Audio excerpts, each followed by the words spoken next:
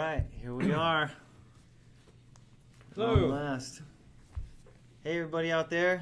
Can you see us? Can you hear us? Let us know in the Twitch chat. Yep. Alrighty, so here we are. Hello and welcome to this BAFTA Online Masterclass. We're here at Stoic Studio in Austin, Texas. We are the creators of the BAFTA-nominated Banner Saga series. I will be your host today. I am Zeb West. I'm the producer for Stoic. I'm John Watson. I'm the technical director. I am Arnie Jorgensen, the art director. Alex Thomas, writer. And today we're going to be delving into the details of creating compelling worlds and narratives in games. Before we begin, though, I wanted to say a quick word about BAFTA. This event's part of a new BAFTA series taking place across the U.S. and Canada, shining a spotlight on BAFTA-nominated talent. This is part of BAFTA's year-round aim to celebrate, enable, and inspire the very best in games. For those who aren't aware, BAFTA is a global organization of more than 7,000 film, games, and television professionals in the UK, US, and Asia, and has been the gold standard of creative excellence for over 70 years. If you are not yet a BAFTA member, you should be. We encourage you to apply. As BAFTA membership grows, so does its ability to champion artistry, creativity, and innovation, which are our favorite things in games as well. If you want to find out more, you can head over to BAFTA.org to follow on at BAFTA Games on Twitter. Now, on to the business at hand. I wanted to show just a little teaser that we just made about Saga 3, just to kind of put you into the world. Shows you a little of something that we're working on right now. We travel now through darkness, through danger and despair, so that others may live. But at what cost?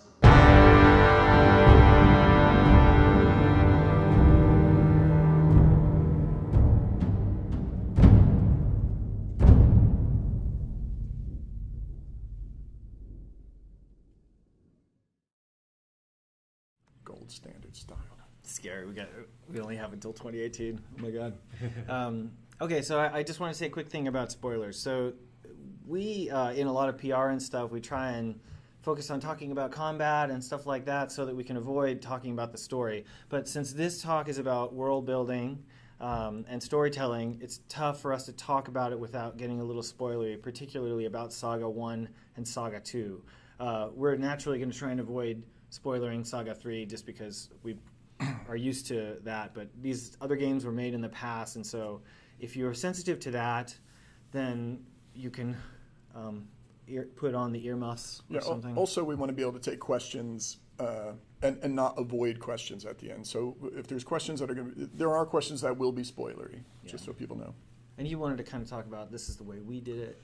Yeah, the other thing is that when we were setting up this talk, we were trying to make it sort of like a basic approach to all games and how to use them. And as we were building the talk, it kept coming back to we're talking directly about the Banner Saga and how it relates to these larger ideas.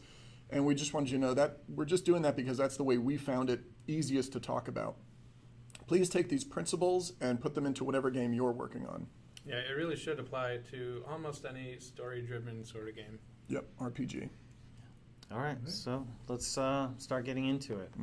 Okay, so world building. World building involves going back and forth between the story you're trying to tell and how that influences the people, places, and history of your game world. But unlike the way that books or movies tell a story, a game story has to integrate gameplay into the world building process, because players can always tell when a story has been tacked on to unrelated gameplay systems. So in this one, as we were coming up with the story, we were talking about these, one of the things that's happening is these monolithic creatures, these dredge, are coming down from the north.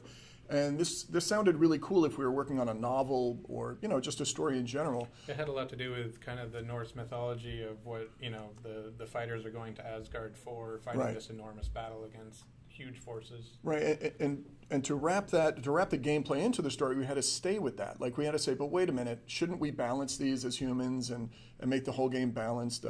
And what we did was we said, no, the Dredge are these huge enemies in combat, and they've got better stats. You can see on the right, they've got some crazy abilities that they can do. So these guys are really, really tough. However, we balanced them in combat by giving them passives that you could kind of game against them. So you could hit them, which causes shatter down the row if you do enough armor damage and things like that. But some of the powerful Dredge enemies, like Stone Singers, use the Dredge grunts as weapons themselves. Yeah, so you have this huge army kind of arrayed against you, or these really strong-looking units arrayed against you in combat, and it looks unbeatable for the most part. But if you play wisely, you can beat them. And this all came in because we wanted the story to be real even through combat. We didn't want to say, these guys are tough, and then give them equal stats to a human. Right, so it always involves building on top of, we want this story element, how can the gameplay complement that? Mm-hmm. Another example is this relationship between Varl and humans. They have very different personalities. If we had made a game that was all humans, human kind of Viking warriors, it can easily become stagnant. But because you've got these differing personalities that are going at each other, gives us a lot of opportunities in conversation to have some, more variation and the kind of story that they're going to portray. Yeah, their underlying motivations and background are a lot different, since the Varl are extremely long-lived and they can't reproduce. So every Varl that exists in the world now are all that ever will exist, and everyone that dies, the race is one step closer to extinction. Whereas humans are these very short-lived things compared, like from the Varl's perspective, just like momentary lifespans that are always reproducing. So they have quite a different outlook on life. One thing that I was dealing with is sometimes we have a story that kind of puts us in a box that we try to support with gameplay or with conversations and the different way they interact. But with art, we really wanted to get this old Disney-esque look of Ivan Durrell into the game. So we wanted to get these long shadows in, and for that alone, we said the sun stopped in the sky. Yeah, we decided not to have to make a day-night cycle. So, right. Which means, how does that carry over into the story? Right. We didn't want a noontime. We wanted every scene to have these nice long shadows that would kind of inform the landscape and harken back to this Ivan Durrell look. And the positioning and the positioning and framing of those shadows, it also plays from the 2D style we went from. We have a fixed camera view. We can set the scene exactly how we want you to see it, and we don't want that changing. Yeah. One thing to just interject in here too, for those of you watching the stream, we have Yolanda over there in the chat. She's going to be taking your questions. Also, if you've noticed any audio issues or weirdness with the camera, she can also give us a little heads up or signal. She's our BAFTA representative, and we wanted to thank her for being here. Thanks, Yolanda. And to the BAFTAs in general, and Sam for setting all this up. We appreciate it. We also have our community manager, Katie, out there too. She can help with any troubleshooting. So when we're talking about this, I'm sorry to cut you off. It's okay. I'm excited to talk about the game. When we're talking about the sun stopped in the sky, so we said, well, we want to bake in these textures. So, okay, the sun stopped in the sky. What else did that inform about the story? So we put that flag in the sand, and then since the sun stopped in the sky, why did it stop? And it started building these story layers on top of story layers, and you can see this image we have here of the giant serpent going and fading into the distance. And what does he have to do with a sun that stopped in the sky? Ended up to be quite a bit. All right. So you guys are basically kind of building this theme out. Right, and it's all being informed. The gameplay is wrapping into the world design, is wrapping into the story, and it's sort of this big cyclical thing. Yeah, and when you narrow down to kind of your theme, it can be a little daunting at first. Like if you rehash an overdone concept like elves and orcs, your audience could potentially be bored. But if your designs are conversely too unfamiliar and too far out, then the players might not be able to keep up or might be unwilling to learn all this new fiction in the first place.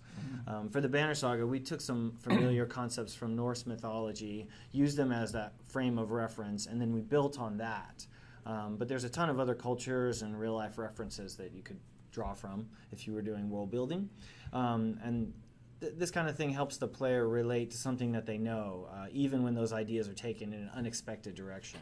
We have like crazy stuff happening in our game. We got giant serpents. We have the world being destroyed. We have this weird weaving magic, and we didn't want to lose any of these players. So we kind of fitted into this realm that people are consciously or subconsciously familiar with, and it was the Nordic themed world. So, for instance, here we're showing that we borrowed from the Valkyrie and the Norns to create the Valka. So the Norns were these three weaving ladies, and they had these distaffs, which I was picturing as a spear. I found this photo of a Valkyrie with a spear too, which worked really nice for the slide.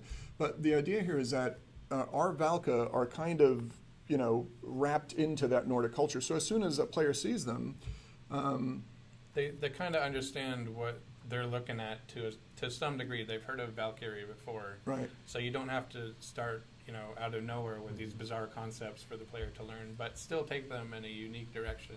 So you see the Valka here, and nobody knows what a Valka is, but everybody that plays the game says, "Oh, this is a very Nordic Viking game," even though it's a totally new look or new you don't name. explicitly know what a Norn is or a Valkyrie is consciously, or you can't make the connection consciously. It's probably in your subconscious from all the other exposures you've had to mythology and other stories. Yeah, I mean, we also took our serpent from Jormungandr, who is the world-eating serpent from Norse mythology. I think that was the most slam dunkish one that we did. Yeah, but again, it's but kind ours of, is different. Yeah, it's kind of more like anyone who knows the Norse mythology about Jormungandr starts to wonder when they see our giant serpent, like, oh, is this actually Ragnarok that's happening? Is this part of the mythos I'm familiar with? And then that allows us to take a spin on it and elaborate and give it more depth than the player might have started with. Even though it's a totally unique story, it feels very familiar to people, almost as if I've heard the story before type thing. And kind of one of the reasons to do this isn't just to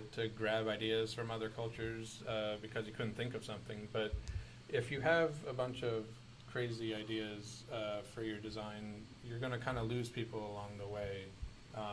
They either have to commit to learning a bunch of information about your fantasy game, or they just don't know what they're looking at all.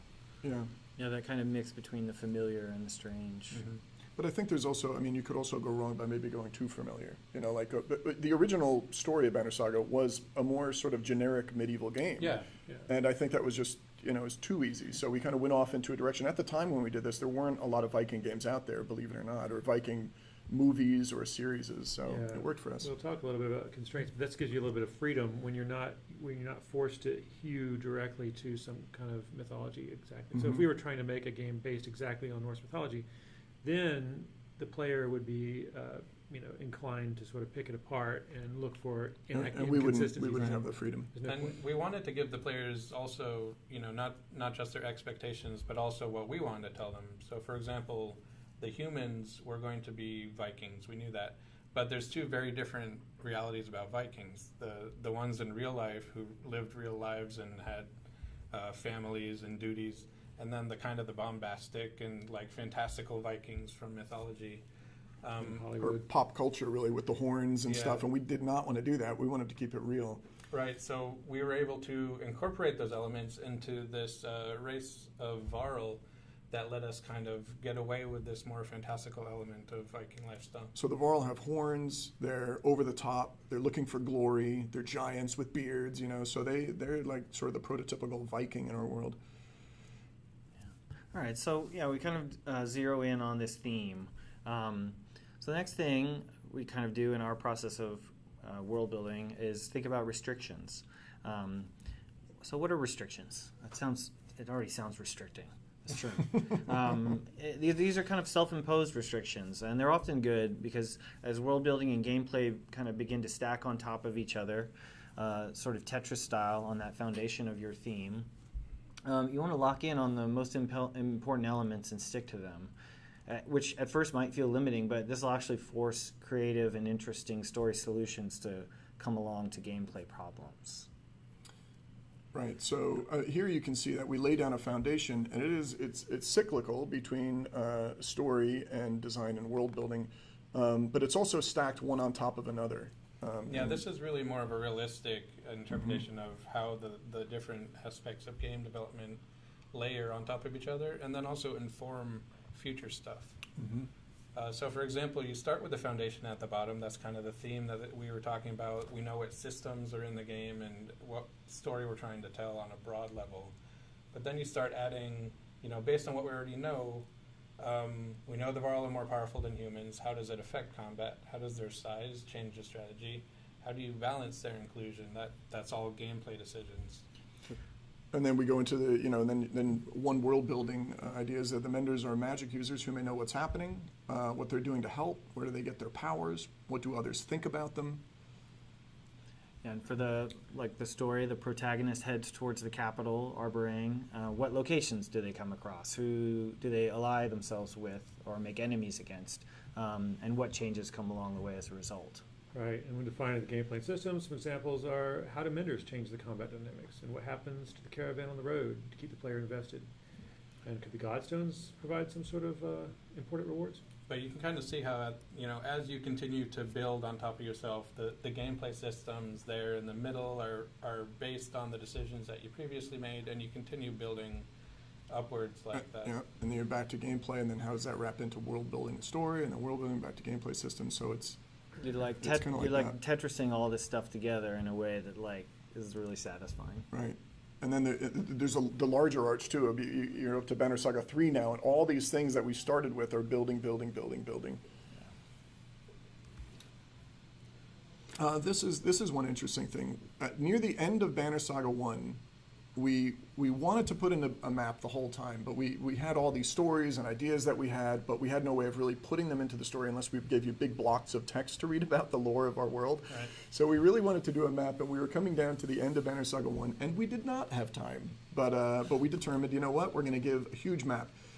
And so we started making the map, and then I started adding, just having fun detailing out the areas, and I know this is where Arborang goes, and I know and then right near the end, Alex said, well, let's make it clickable.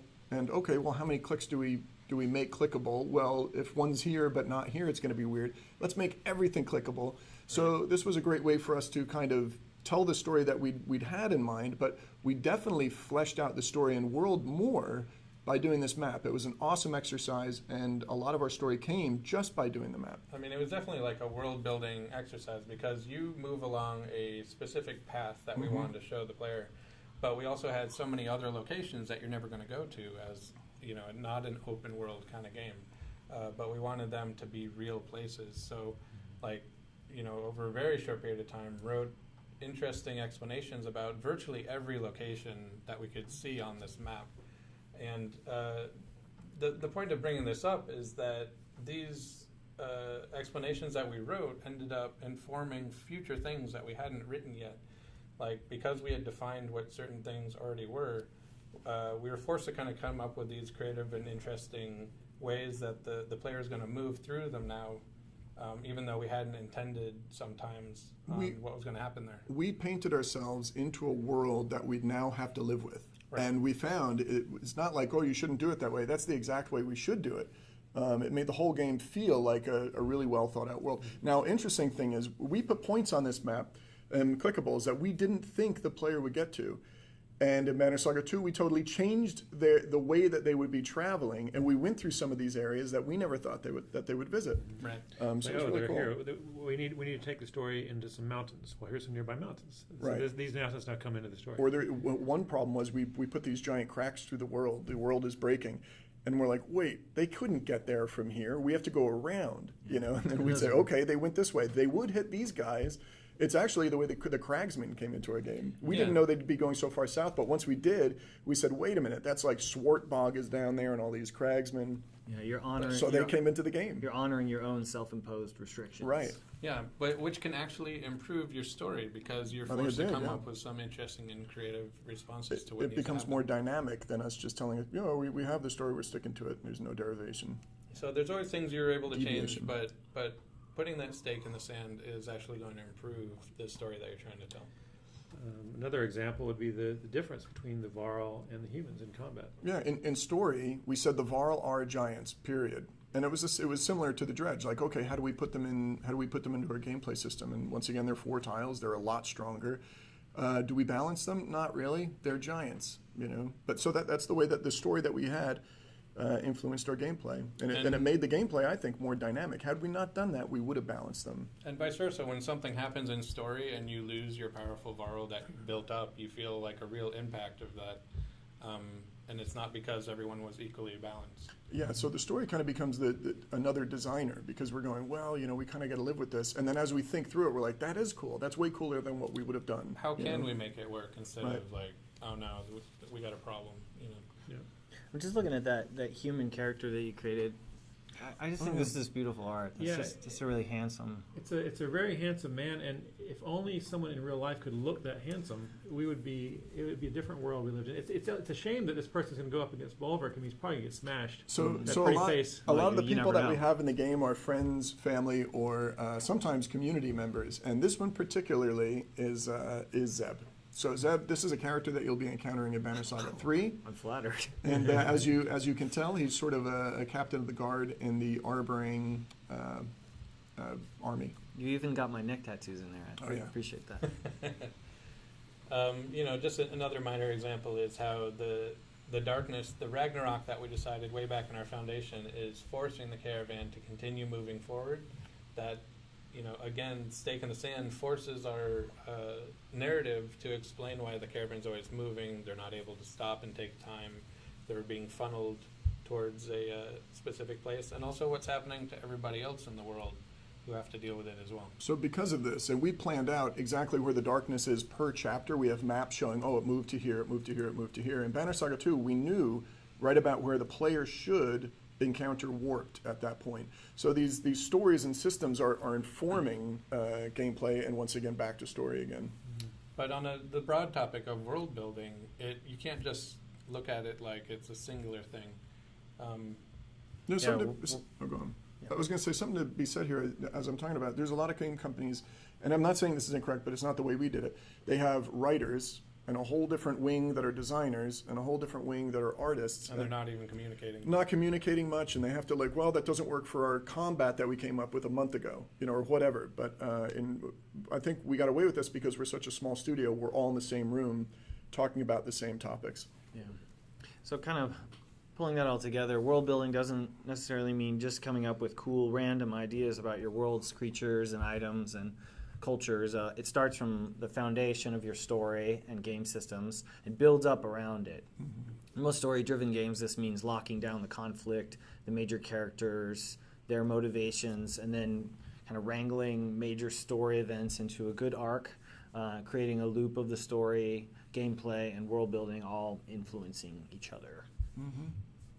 Totally agree. Yeah. So we wanted to also talk about consequences in video game storytelling.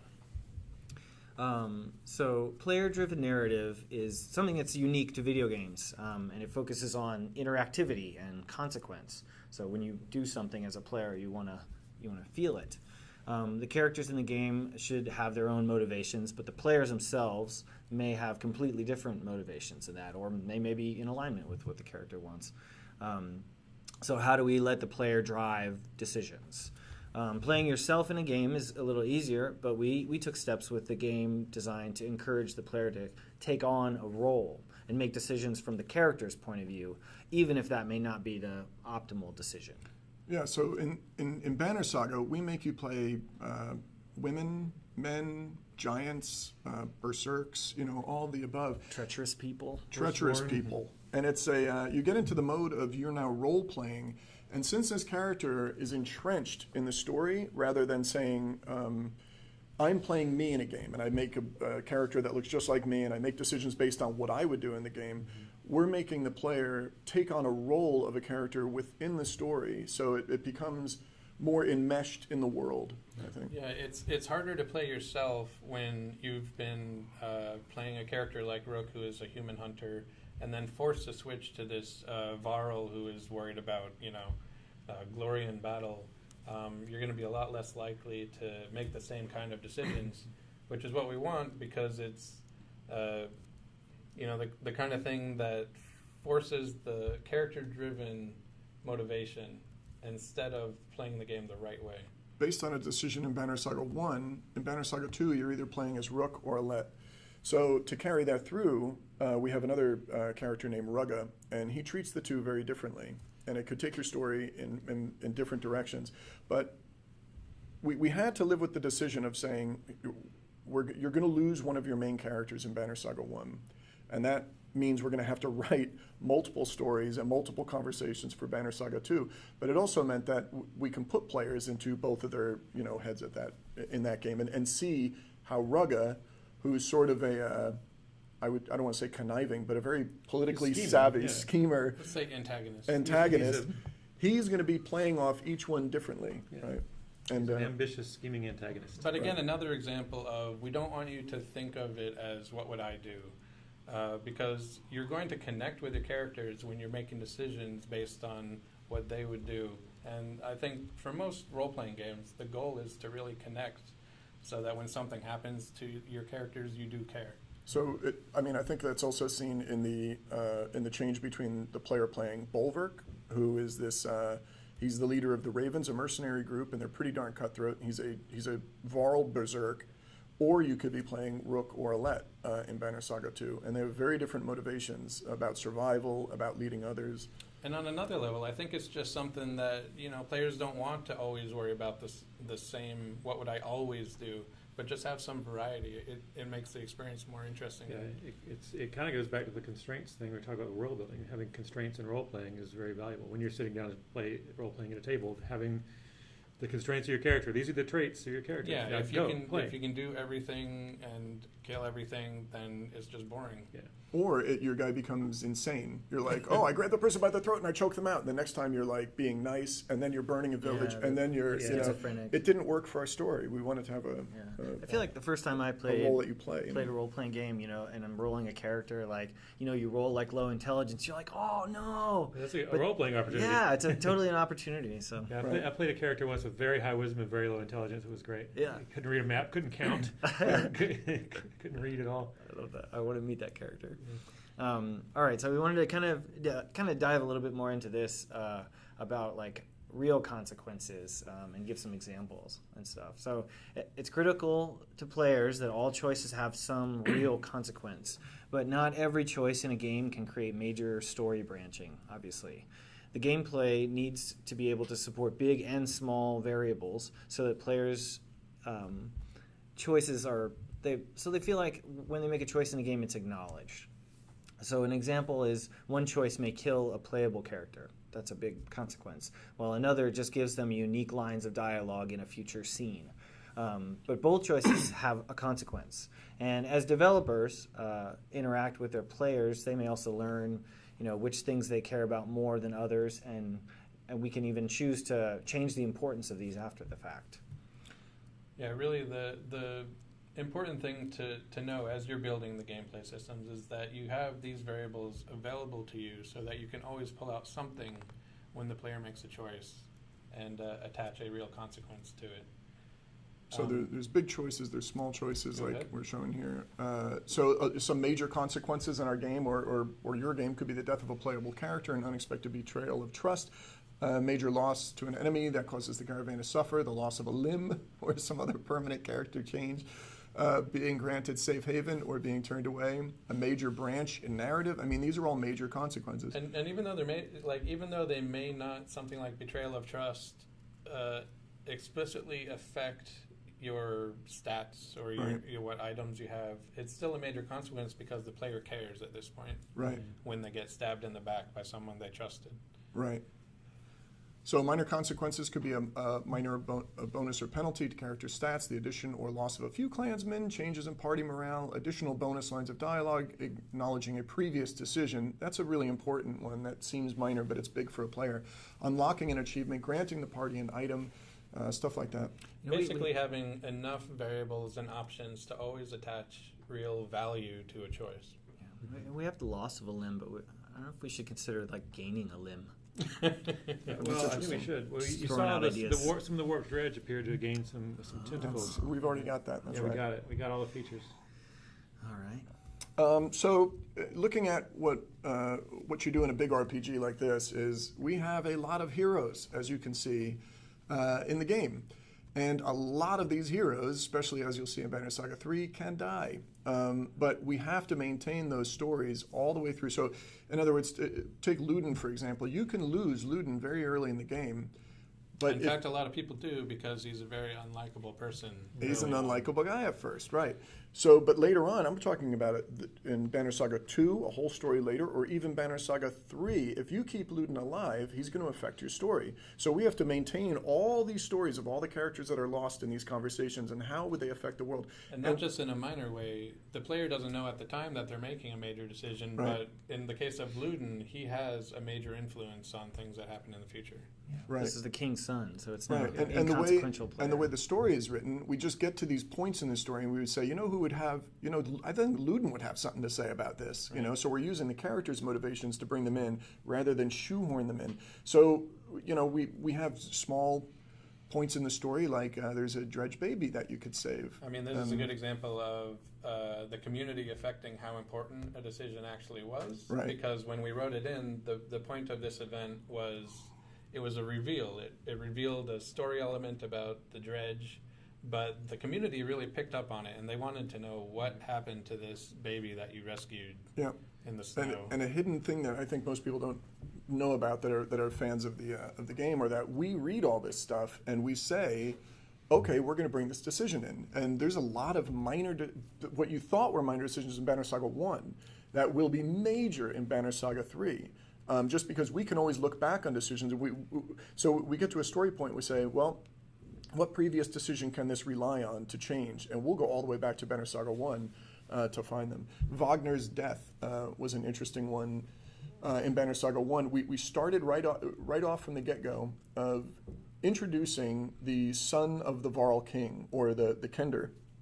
And the player is excited to play this person. Oh, he's obviously the hero. And then very, very soon, it's one of the few times, maybe the only time, we kill a character that you can't say no to. Like, he's going to die no matter what. You can't change the outcome. Can't avoid it. The reason for this is, teaching the player early on that nobody has plot immunity. The decisions that they make do carry over. But in this case, don't count on anybody to just escape out of principle. Right. We just outright wanted to kill him to teach the player. Right. All your heroes can go this way. So wanted to talk more on what the player knows and what the player doesn't know. So game stories are usually based on interaction, which means that some choices will be better than others. Players are kind of instinctually driven to make the right or most optimal decision. And when they're performing below that standard, they'll be tempted to replay part of a game until they get the best result. Well, in the Banner Saga, we wanted the player to own their mistakes that they made and just keep going. And we designed the gameplay systems to encourage that. It's important that the player doesn't always know which decisions are major or minor, or even when their actions will eventually have repercussions. It's really important that they don't know which ones are major or minor, because then you hang on every one. Yeah, but also, in particular, when the actions come back to have repercussions is important. A lot of games will show you at the time that it happens what the result is immediately. Mm-hmm. But in order to create kind of this believable world of consequences, you always want the players in the back of their mind to be wondering, like, did that thing that I chose to do a while ago, when is that going to come back, or is it at all? It's very satisfying to have something acknowledged way later, like hours and hours later in the game, or perhaps. Games that you did, and like, wow, that was acknowledged. That's I think players aren't used to that. Had an impact on this world. Yeah, they're used to having events happen, and then within that one game, seeing the conclusion of that thing. But in Banner Saga, we look at all three games as one major game. Well, usually within that moment, like, the player is told you are going on a sub-quest, and when you complete that sub-quest, you're going to get the result, and they expect that, and it happens, and then it's over. Like, you never hear from that plot again. And Onif is a good one too, right? Yeah, Onif's a good example of how we wanted it to feel authentic, that you could pick up this character. He joins you for his own motivated reasons, and much later on has been scheming or planning, and the result of your decision way near the beginning of the game comes back to haunt you near the end of the game. And Onif is a good example of content that you may not even interact with, depending on your decisions. I think, yeah, to build out a believable world, there's a lot of content in here that most players will never see. And it's a tough thing to do as designers, because you're going, well, we don't want to create content that everybody isn't going to see. But to us, we really dig on players, the next day going, oh, what do you mean he betrayed you? He didn't betray me. I never saw him. Like that to us, even if it happens a few times, that's a really big thing in players' minds. I mean, it's also a matter of taking advantage of the systems that you've created by having a game that has text. We didn't have voice acting and the expense of having to redo work. We didn't have to worry about cinematics being thrown out. So we could create a lot of content cheaply and readily took advantage of that to make as much optional stuff as And also, we decided not to do VO. I know a lot of people wanted us to, because we can make changes all the way up to the end of the game, right before launch. If we have VO, you're locked in, and you're like, well, we're just going to live with that. I think VOing it before you're 100% done is an example of constraint that you don't want. Right. Not to mean when we're totally done, we might not VO, but whatever. We'll cover that at another time. But even our combat, we didn't create a game where in combat, your gameplay element can break the story, meaning it just stops your story, and anybody that's interested in playing through the rest of their story is now snubbed if you're not a good game player. Or just you see game over and you reload as if what you did didn't happen at all. Yeah. In ours, you can lose a game or lose a battle, and you continue on, and it's actually wrapped into your story, and that's important. We really want you to incorporate that in a story, starting with Wagner. Like this is the story. Like teach the player. Right.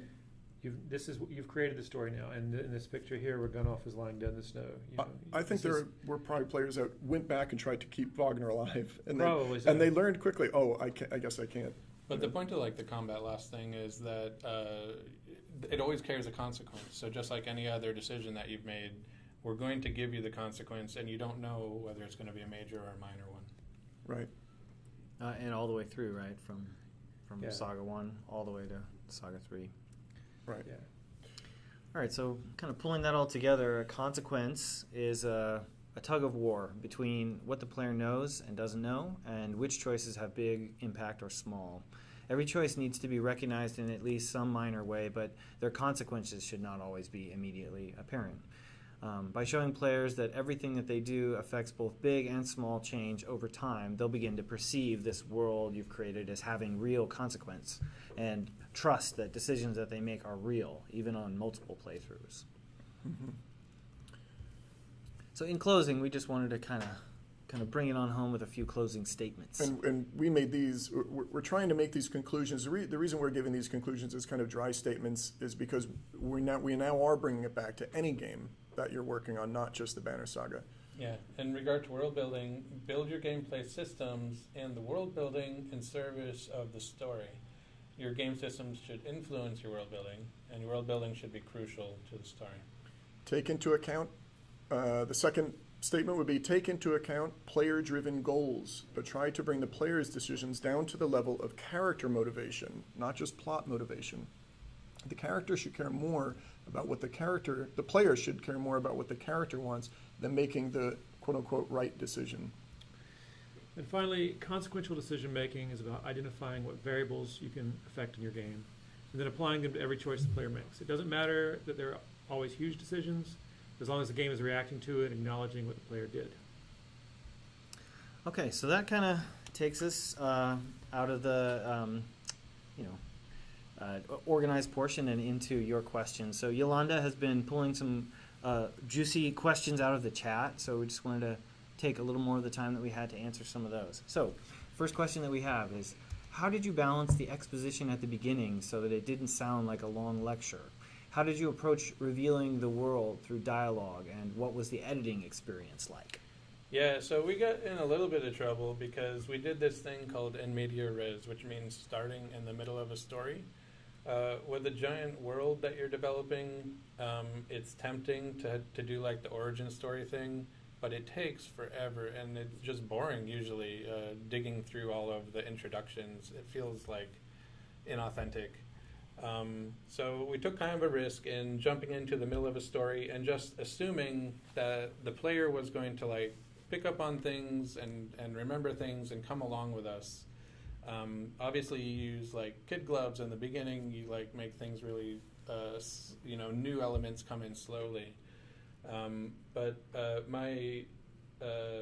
But you threw them into the deep end, basically. You Yeah. would just start you off in a world that you don't know much about. I think some players found that really exciting, Yeah. and some players found it off-putting. They're used to being, Frankly, I think it's becoming like more acceptable to do that as more complex shows like Game of Thrones come around, and people are kind of adjusting to just learning stuff instead of just Right. washing over them. This is a good question, though, too, because just yesterday we were talking about blocks of texts and how some games you come across libraries or something. You click on a block of text and you're expected to read it to learn about the lore of the world.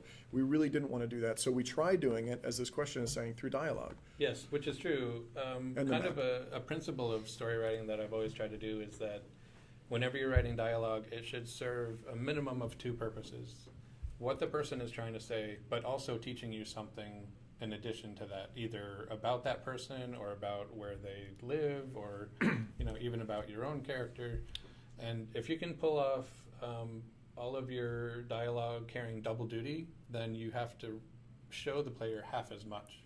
One thing that you did in dialogue a lot is you would allude to something that the player didn't know much about or anything about, but what it did was it created this idea of a much larger world, that was affecting everything. And when if you wanted to go to the map and click on everything, then you get that idea. But, Yeah.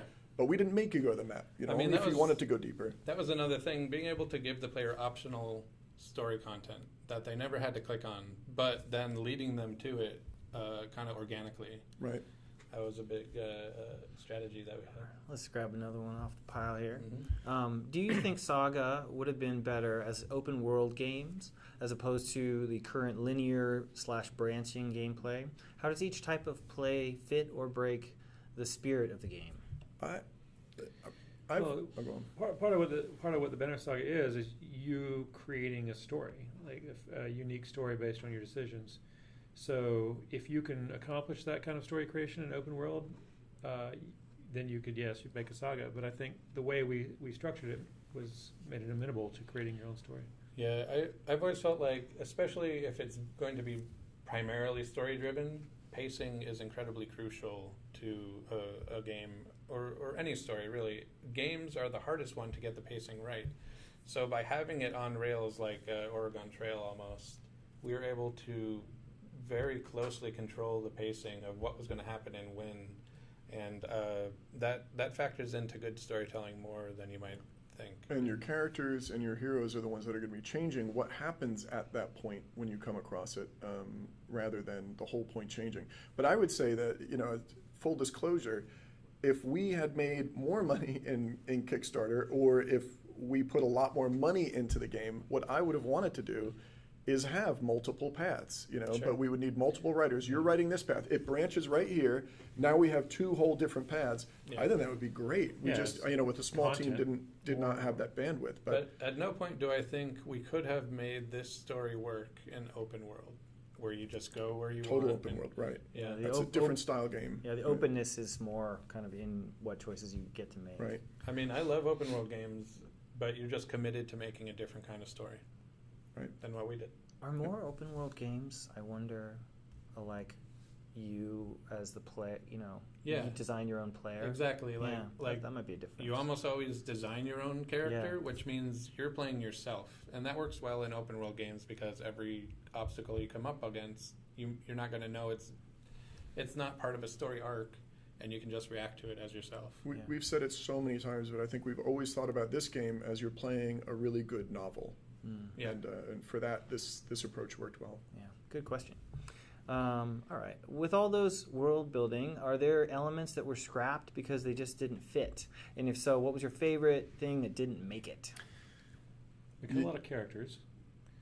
Well, the noticeable one was in the original Banner Saga playthrough that we just cut near the end because it didn't make the story any better. Was we actually had the hack-on travel from up in Grafheim down to Einertoft. Yeah. In the game, you just meet Hakon's caravan there. The original design was we designed the whole travel down to Einertoft. And that was a huge amount of content. There's a huge amount of content. It just wouldn't have made the game more fun, so we cut it. I also recall, like, early on, you could choose to, we at one point we tried playing our story like it was a role-playing campaign to see what kind of interesting things would come out of it.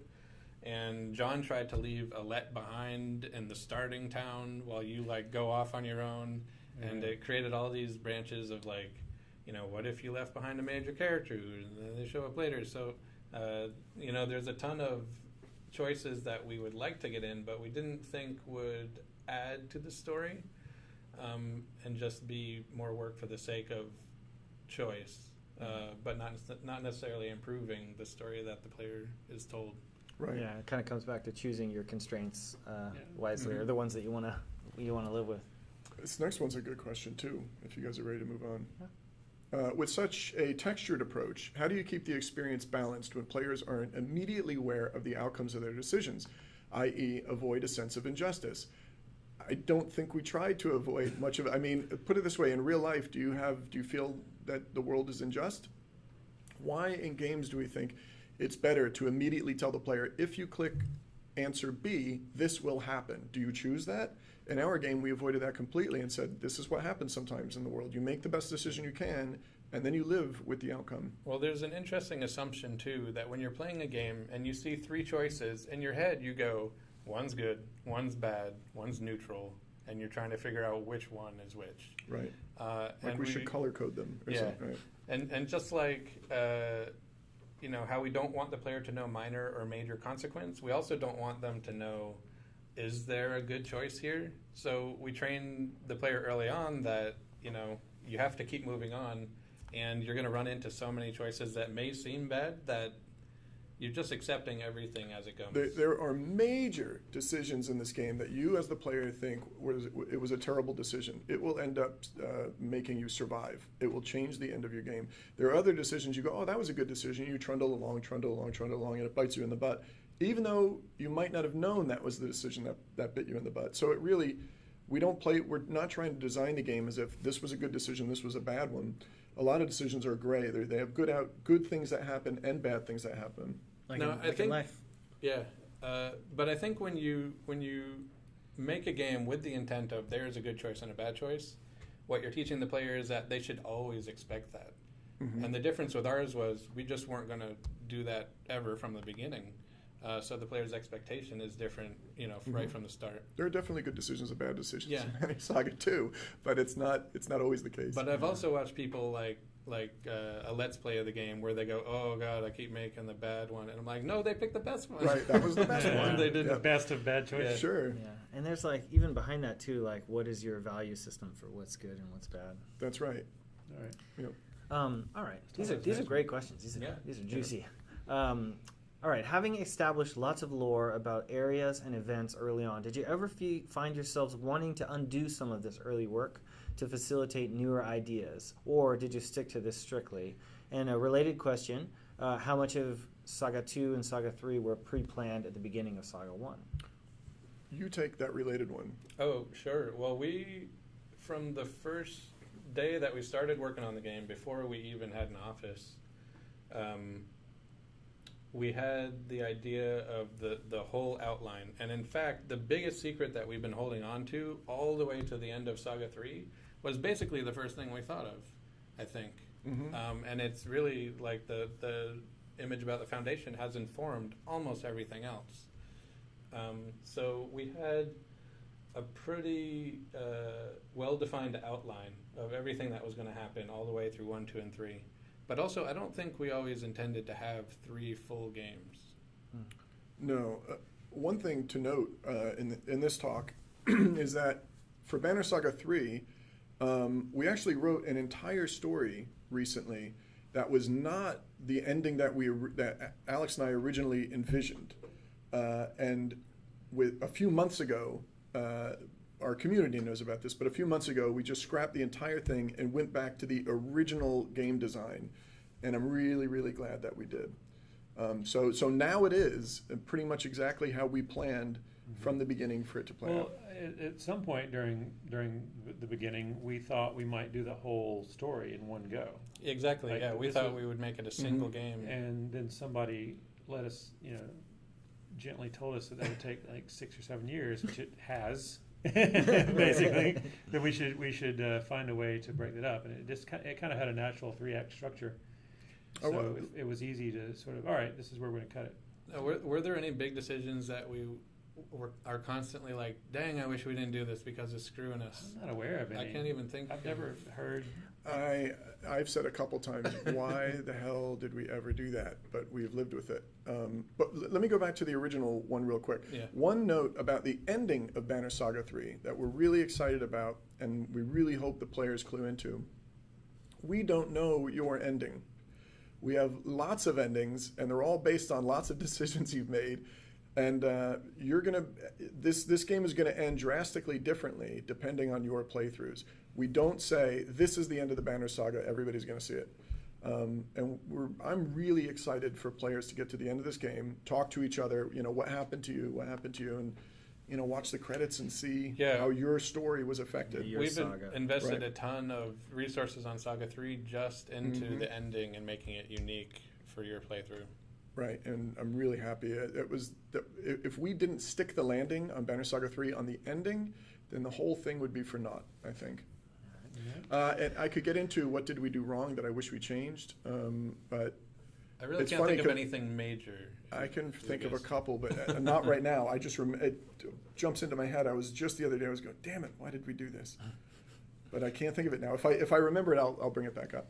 That's a good question. Yeah. Are there any bonuses for RPing the roles, for role-playing the roles? Like, if you understand the motivations of a berserk and you pick the most berserk option, do you get a better outcome? Yeah, actually, that's exactly right. And that's what we wanted the player to figure out. And so a lot of people did, but some people didn't. They were like, this is totally random. And we were like, no, if you were playing this character, then playing them in the role that they portray is almost always the best quote-unquote decision. If you're trying to play a strong character, and if you keep taking the wishy-washy decisions, you just keep all the consequences are going to crumble around you because you're not taking the strong choice that you should have with that character. In the case of there's some game mechanics outcomes as well, like role-playing Bolverk as he should act as the head of the Ravens gets you an achievement. Role-playing that's right. There's achievements. Role-playing with Rugga and role-playing the hero with Rugga going along with his plan is also a way of getting an achievement if you can get. So you're kind of that's a second person almost role play. Role-playing against Rugga will get you an achievement. Even Rook, I watch a lot of people play the game and they're saying like, I'm trying to do the nice thing, I'm trying to help but even Rook is a Viking. Like, we forget about that. This is a man in Viking times that needs to lead strongly, and you do better if you lead that way. I think people also try to have their cake and eat it too in these games, where they assume that one of the solutions is not only the right thing to do, but is going to get them the best reward. Right. And by separating that frequently, we're again encouraging to play the role and get what you need instead of always being the nice, doing the right thing. In life, Gamers want a game, but in life, doing the nice thing, doing the right thing is oftentimes it hurts you. Yeah. Or other people. Right. Good one. Let's go down to that one. A large question: how do you translate character personality traits? Read it. Go for it. It's a large question. How do you translate character personality traits through gameplay dynamics? Are there any examples we can think of where? Where is this? It actually starts with a large question. Oh, I'm sorry. I was so confused. Okay. Yeah, it says a large. I was question. looking for a large question. No, it's not larger font. It's actually pretty succinct. How do you translate character personality traits through gameplay dynamics? Certainly in the case of Bolverk. I mean, Bolverk is a berserk, and he has a bunch of berserk abilities, and that comes through in battle. Are there any other examples? Yeah, I mean, Rook is a landsman. He's a hunter, so we gave him...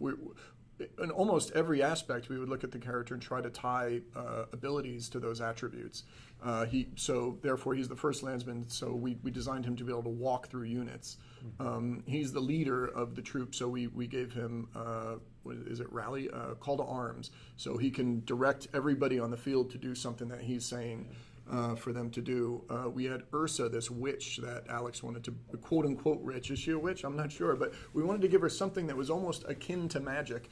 And in our world, Pyromania. Yeah, so we thought, like, what would a witch do? Well, she could shoot flaming arrows and nobody can see her light them. We don't know how, So all over the game, we were trying to wrap in there, the grudge wielder, Echo. This guy's really pissed off. He's got a twitchy eye. What would he do? He would run right into the middle, slam the ground, and hurt everybody, not caring about his own strength. Alette is a good example as well. Alette is a young girl. She's a huntress, but she is in no way is interested in violence against other people. Mm-hmm. So she repeatedly, expresses her reluctance to fight humans and Varl. Yeah. And if you can avoid having her kill any humans and Varl, is an achievement there as well. Like I really like the idea of rewarding a player for recognizing who this person is. Like, how many games where there's combat does one of your characters say, I don't want to kill a person, and then actually recognizing that the player went along with that and getting rewarded for it. And along that path, she gets the opportunities to become a mender as well, which is sort of even taking that choice even further. Yeah, and at the base of the question, we always looked at the character and tried to design abilities that went with that character wherever possible. Okay. Combat abilities. We found for maybe one more. Oh, one more? One more. Yeah. All right. Pick a good one. Pick a winner. Let's see. Well, there's only a few more. Which one do you want to do, Alex? Yeah, well, this one is definitely... we've hit a couple of those bottom ones a lot. I'll do this one quick because we talked about it a bit already, good. But what is your process for working out which decisions alter later scenarios in a major way and which are, I wouldn't say purely decorative because, like I say, they always have some consequence, but which are major and which are minor? I think very clearly what you want to look at is, does it work in favor of the story? Like, does it advance the main story that you're trying to tell? So when we came up with a broad outline, the major decisions that we wanted the player to make were also baked right into the major story outcomes that they play along the way. That's how we picked the major ones are the easier ones, really, because we're like, that's a major one. It's the smaller ones that are the weird ones, because some of the smaller ones have become major ones.